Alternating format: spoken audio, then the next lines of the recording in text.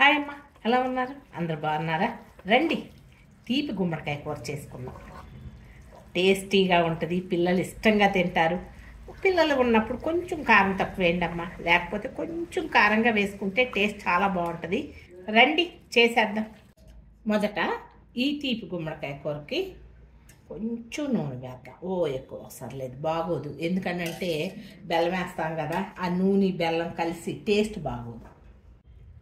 కొన్ని ఆవాలు, కొంచెం జీలకర్ర, కూరకు సరిపడినన్ని ఉల్లిపాయలు. నేనైతే ఒక 3 ఉల్లిపాయలు, చిన్న ఉల్లిపాయలు ఉన్నాయి, అందుకని 3 ఉల్లిపాయలు కోసాను. ఒకసారి తిప్పుకున్నాం, సిమ్ మీదే కొంచెం వేగనిద్దాం. చూడండి, వేగింది కదా. ఇప్పుడు కొంచెం అల్లం వెల్లుల్లిపాయ పేస్ట్ వేయండి. అప్పటికప్పుడు నూరుకొని వేయండి. కొంచెం వేగనిద్దాం. వేగే లోపల కొంచెం పసుపు, ఒకసారి తిప్పుదామా. ఈ అల్లం వెల్లుల్లిపాయ పేస్ట్ ఆ టేస్ట్ చాలా బాగుంటుంది. ఒకసారి ఇలా వేసి తీపి గుమ్మడికాయ కూర చేసి చూడండి. అలాగే కోసి పెట్టుకున్న గుమ్మడికాయ ముక్కలు. పండు గుమ్మడికాయ అమ్మ, తీపి గుమ్మడికాయ.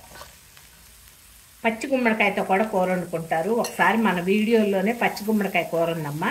ఇది పండు గుమ్మడికాయ. ఒకసారి ఇలా వేయించేసి కొంచెం ఉప్పు వేసి మగ్గబెట్టేసుకున్నాం. సరిపడినంత ఉప్పు వేయండి అమ్మ. ఒకసారి తిప్పి మూత పెట్టాను.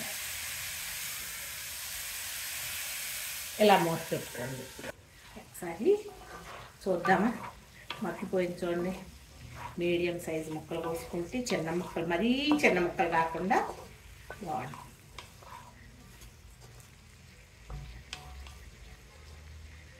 ఒక్క 5 మినిట్స్ మగ్గనిద్దాం. సిమ్ మీదే పెట్టానమ్మా, అలాగే సిమ్ మీద పెట్టండి మీరు. ఒకసారి చూద్దామా. లేతగా ఉందమ్మా గుమ్మడికాయ, అందుకని మామూలుగానే అయితే ఈ టైంలోనే మీరు కొంచెం నీరు చిమ్ముకోవచ్చు. అలా చిలకరించుకుంటే కనుక కొంచెం నీరు టేస్ట్ బాగుంటుంది. కానీ నేను ఇప్పుడు నీరు వేయను. చాలా లేతగా ఉంది గుమ్మడికాయ. ఈ టైంలో చూడండి, పచ్చిమిరపకాయలు, అలాగే కరివేపాకు, ఈ కూరకు తగినంత బెల్లం. కొంతమంది బాగా తీగ తింటారు, కొంతమంది తక్కువ తింటారు. చూసి మీ టేస్ట్కి సరిపడిన బెల్లం, కొంచెం కారం వేద్దాం. కారం 1-2 స్పూన్లు కారం, చిన్న స్పూను అందుకని 2 స్పూన్లు కారం. ఎప్పుడైనా గుమ్మడికాయ కూర తొందరగా మగ్గిపోతుంది, సిమ్ మీద పెట్టుకొని వండుకోవాలి. కాబట్టి మరీ లేకపోతే ఎక్కువ నీరు పోసామంటే టాప్ అయిపోద్ది గుమ్మడికాయ. చాలా నీరుగా ఉంది, బాగుంది. ఇప్పుడు మూత పెట్టేసుకుందాం. ఒకసారి తిప్పేద్దాం. చూడండి, చుట్టూతా చూడండి. అలా కొంతమంది అమ్మ శనగపప్పు, మినప్పప్పు కూడా వేసుకుంటారు. అది మీ ఇష్టాలు, తిరగమాత దినుసుల్లో. సరేనా? తిరగమాత వేసేటప్పుడు అలా కూడా వేసుకోవచ్చు. కొంచెం మగ్గిన తర్వాత తీసేయటమే. ఉప్పు కారాలు ఈ టైంలో చూసుకొని మూత పెట్టుకోండి. ఇంకొక 10 నిమిషాలు సిమ్ మీద పెట్టే మగ్గనివ్వండి. ముక్క కూడా ఇదిగోండి, ఒకసారి ఇట్లా అన్నీ చూడండి, చిదిరిపోకుండా వచ్చింది.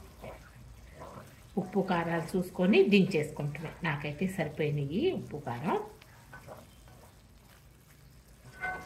నచ్చిందా మరి మీకు? నచ్చితే లైక్ చేయండి, షేర్ చేయండి, సబ్స్క్రైబ్ చేయండి. Thank you so much.